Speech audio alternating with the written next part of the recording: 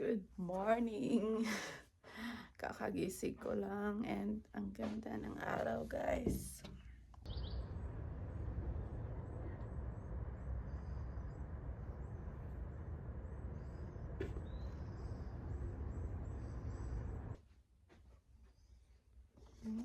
Hello!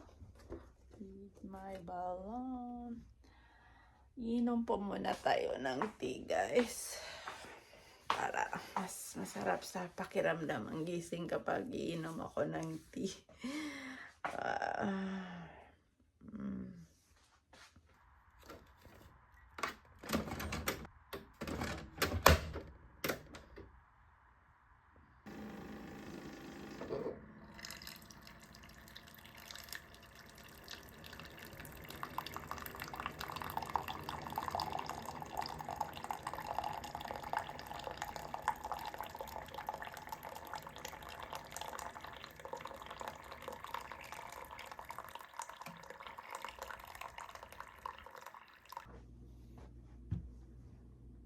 Hello, everybody! Let's drink a tea first.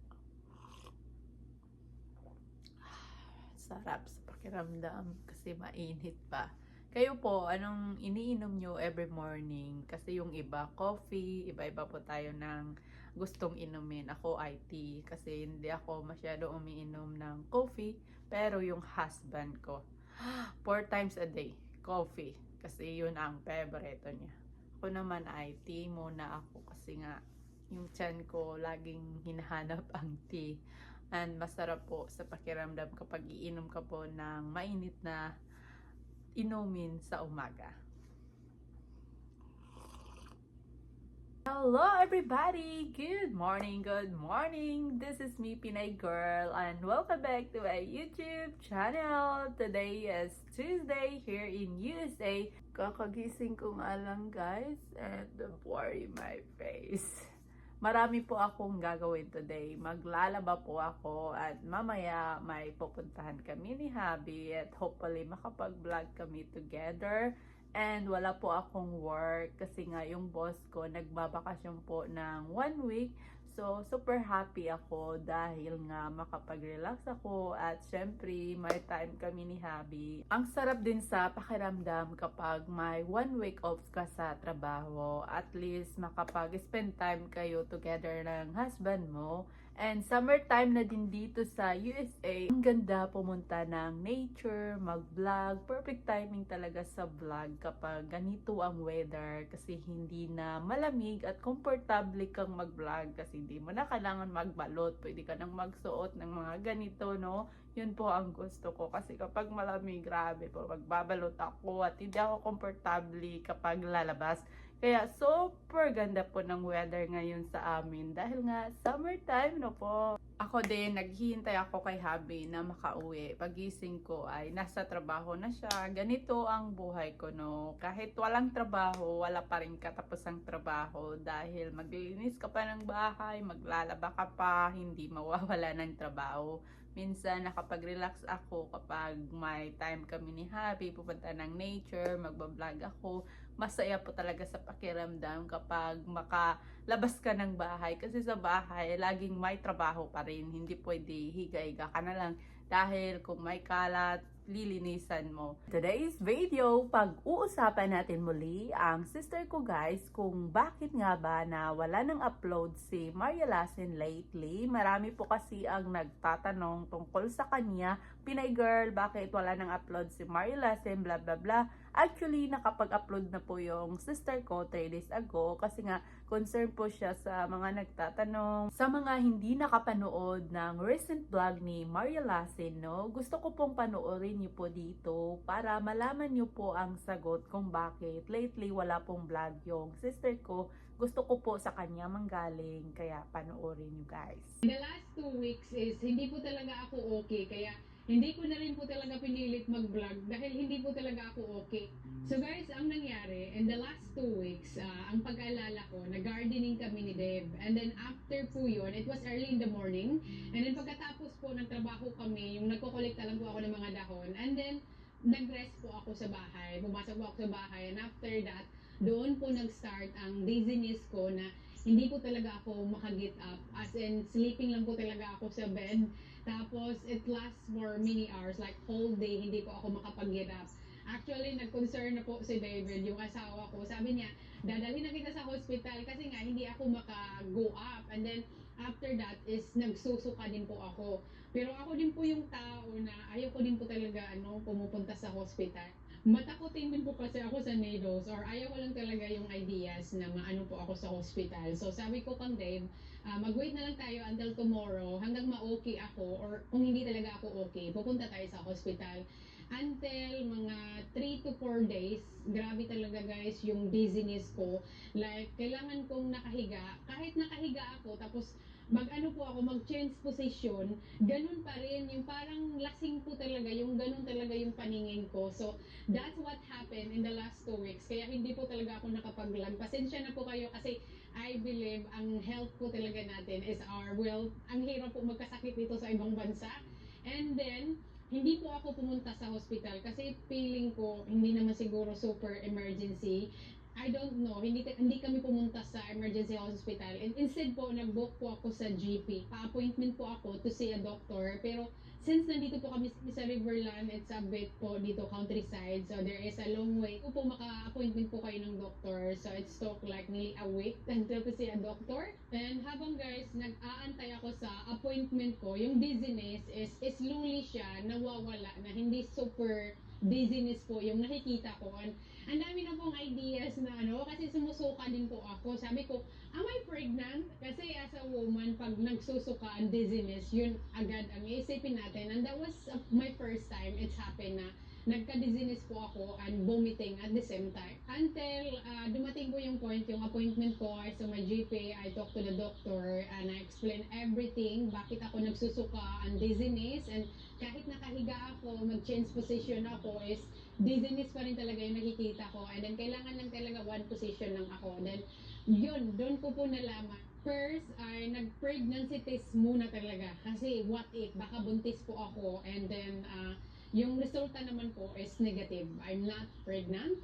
Tapos, habang ine-explain ko po sa doktor, yung mga nararamdaman ko po, dizziness, pagsusuka, apparently, meron daw po akong vertigo. Napanood na nga natin ang totoong dahilan kung bakit nga walang upload si Maria Lassen, no? Kaya panoorin nyo minsan ang recently vlog, hindi lang yung nagtatanong ka lang, i-check din nyo minsan kung may upload yung sister ko. Alam ko, 8 days ago ata na walang upload, pero nakapag-upload po yung sister ko kasi nga ay sinagot niya po yung mga concern sa kanya. Kaya yun, 1 week ago, nagtatanong na po yung ibang mga subscribers or followers namin kung bakit nga walang upload si Maria Lassen. Ako naman, super busy din po ako sa live ko dito sa USA.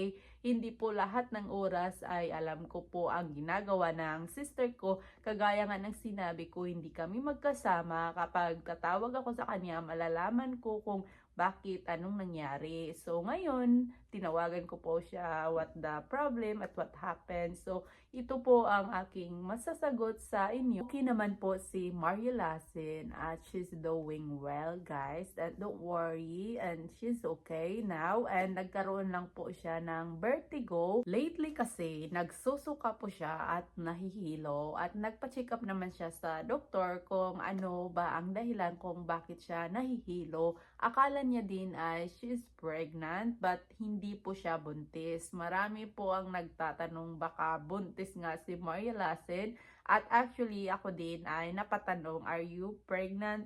Pero sabi niya hindi naman. Nabasa akong comment doon mismo sa upload ni Maria Lassen sa comment section at isang followers or subscriber ata ng sister ko, no? Napakabastos niya po dahil sinabihan niya po yung sister ko, ang bilis mo naman mabuntis, siguro hindi si David ang ama ng dinadala mo. Kaya basahin nyo guys doon sa comment section dahil nga grabe po talaga siya kung makapagsalita niyo. Parang alam niya ang buhay at kung ano ang nangyari sa sister ko at sinabihan niya pa na hindi si David ang ama kung sakaling buntis na yung sister ko kasi nga daw umuwi yung kapatid ko sa Pilipinas. Nabanggit ko na ito noon na pwede po kayong mag-comment sa buhay namin kasi nga we are a public figure at nandito kami sa social media.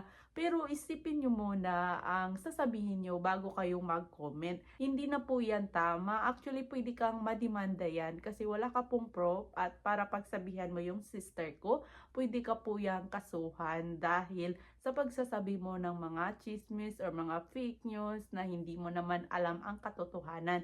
Hindi mo ata pinanood yung latest video ng sister ko. Sabi niya ay nagkaroon siya ng vertigo at she's not pregnant.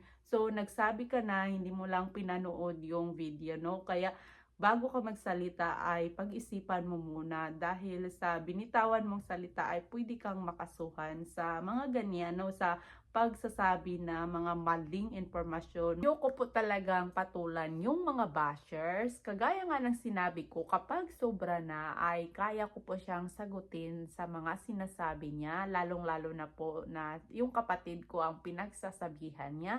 And alam ko po yung sister ko, she's a decent girl at family-oriented po siya at hindi niya po yung kayang gawin sa kanyang husband at siya lang po ang nagsasabi ng ganyan, so hindi po dapat natin i-tolerate ang mga taong ganyan, no? Hindi siguro fan ng sister ko yon kasi nga parang naiinggit siguro siya sa buhay ng sister ko kasi nga pa-travel yung sister ko sa Pinas tapos uuwi sa Australia kung kailan niya gusto, no? Kaya marami nang pinagsasabi. So, wala po akong pakialam kung ano ang sasabihin niya as long as na yung sister ko ay okay lang and she's doing well at wala na po kaming ibang hiling kundi ay bigyan kami ng malakas at healthy na katawan dito sa ibang bansa. Kaya digma po tayo sa mga taong walang magawa sa buhay. Actually, ang dami ko ding bashers, no? Pero hindi ko po yun pinoproblema dahil hindi naman kailangan problemahin. Didmahin mo na lang.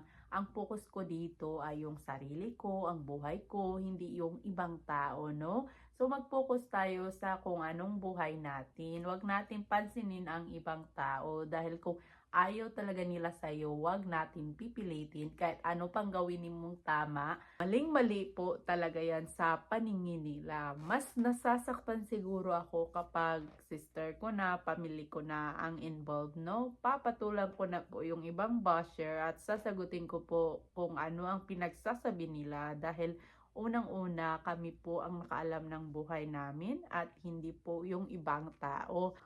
Ay, Diyos ko, ang daming bashers na walang magawa. Yung iba nagagalit pa kasi nga panay banggit ako sa sister ko. Kahit banggitin ko man yung kapatid ko, guys, wala po talaga kayong magagawa kasi nga we are sister and konektado po kami sa isa't isa at kung ibas nyo po yung sister ko, yes, I defend my sister and anytime kung ibas nyo po ako, okay lang. But anyway, hindi naman kailangan natin yun i-worries kasi nga part na yun sa social media. Pero pag-isipan nyo muna ang sasabihin nyo bago po kayong mag-comment. And as long as wala kaming ginawa and sinasabi lang namin ang katotohanan and napanood nyo naman siguro ang vlog ng sister ko, ang full video, panoorin nyo po sa YouTube channel niya and malalaman nyo po ang sagot kung bakit nga na hindi mo na siya nag-upload. Siguro nagre-relax mo na yung sister ko dahil nga sa sobrang sipag niya at syempre yung katawan natin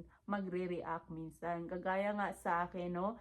Pag nagtatrabaho ako tapos magba-vlog, trabaho, vlog, grabe po yung katawan natin, hindi kakayanin. Ang buhay ko dito sa USA, sa mga hindi nakaalam, ito po ang aking ginagawa. Kapag wala akong work ay nasa bahay lang at nagba-vlog. Ito yung ginagawa kong trabaho.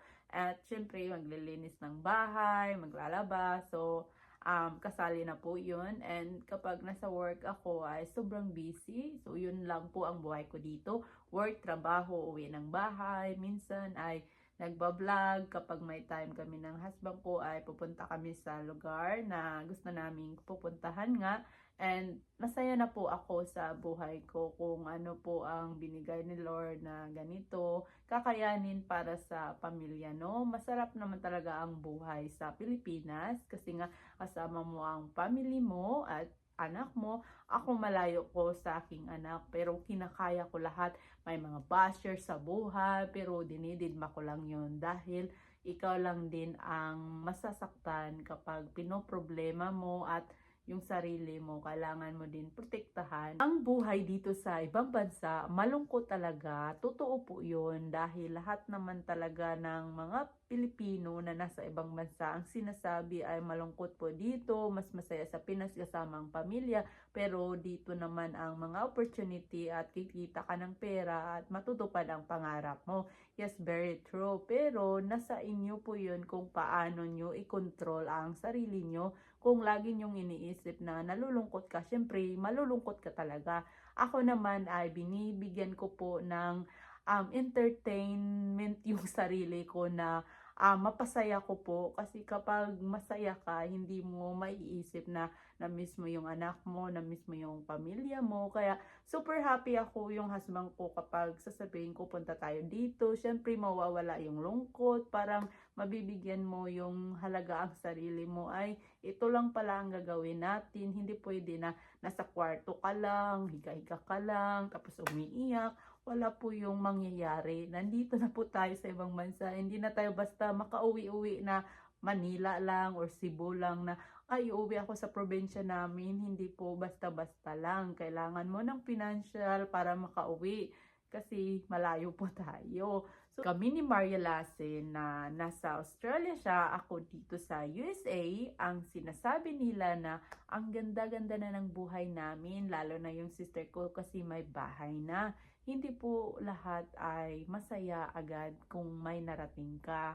Malungkot din po ang buhay kasi nakuha mo man ang gusto mo pero hindi mo naman kasama ang pamilya mo. Kahit may pera ka or natupad mo na ang pangarap mo, hindi mo masasabi na ay ang saya-saya mo na sa buhay. Isa po ang nagpapasaya sa atin ang pamilya. Kami naman gusto namin masaya ang magulang namin at gusto din namin mabigay yung kung ano ang kaya naming mabigay.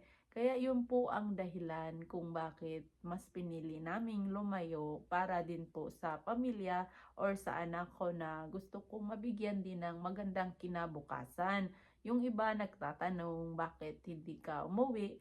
Siyempre, mas pipiliin ko na lang na ibigay yung pera sa pamilya na mas kakailanganin at kailangan kong magtrabaho kasi nga kapag hindi ako magtrabaho, hindi naman ako makapagbigay kasi wala kang pera. So, yun po ang dahilan kung bakit hindi tayo agad nakapag-ipon. Hindi lang ako, lahat ng mga nasa ibang bansa, hindi basta-basta makapag-ipon, no? Ang hirap mag-ipon kahit ilang pang thousand, hindi po agad kasi mas inuuna mo pa yung pamilya mo kaysa sa sarili mo, no? Kaya trabaho ka lang ng trabaho, yun po ang buhay natin bilang isang breadwinner din kami ni Marilace, no? Na kami din ang nagtutulungan sa pamilya. Kaya yung iba ay laban lang po tayo dito, hindi man agad makapag-ipon, pero at least masaya po ang magulang natin, okay na po kami doon. Naipaliwanag ko na ang aking buhay dito, no? Hindi madali. Yung iba sinasabi, bakit wala kang bahay dito sa Pinas? Bumili ka ng sasakyan, bumili ka ng bahay. Ang daming sinasabi, akala nila madali lang. Hindi po, as in, hindi madali. Madali yun kapag madamot ka sa pamilya mo, sarili mo lang iniisip mo, siguro makabili ka kaagad. Pero hindi po kami madamot sa pamilya namin, kaya hindi man namin makuha ang gusto pa namin, at least mapasaya po namin ang magulang namin habang buhay pa sila dahil tumatanda na po ang magulang namin. So, kailangan namin bigyan ng importansya kaysa sa sarili namin. Alam namin na makuha din namin yan sa panahon na ibibigay ni Lord. Pero sa ngayon ay, syempre, mahalin natin ang ating magulang at uunahin muna natin ang kanilang pangangailangan, hindi man ang kanilang kagustuhan, kundi ang pangangailangan para sa kalusugan nila. So, kailangan nila ng tulong sa anak kasi yun po ang ating mabigay lang na tulong habang nandyan pa ang ating pamilya. To all bashers, thank you po sa panonood sa video na ito, and of course sa mga sulit Pinay Girl at sa mga subscribers, followers ni Mario Lassen. Salamat po sa unending support hanggang ngayon sa amin, at patuloy nyo pa rin sinusuportahan kami, lalong-lalo na po si Pinay Girl. And salamat guys, yun lang po ang aking masasabi sa mga taong na-appreciate po ang aming buhay, kung paano po namin nabigyan ng karanasan ng story namin na bilang isang mahirap at ngayon ay mahirap pa din. Yun po guys, I think hanggang dito na lang muna ang aking paliwanag, kasi nga may gagawin pa si Pinay Girl, maglalaba, maglilinis, and thank you everybody, and this is me, Pinay Girl.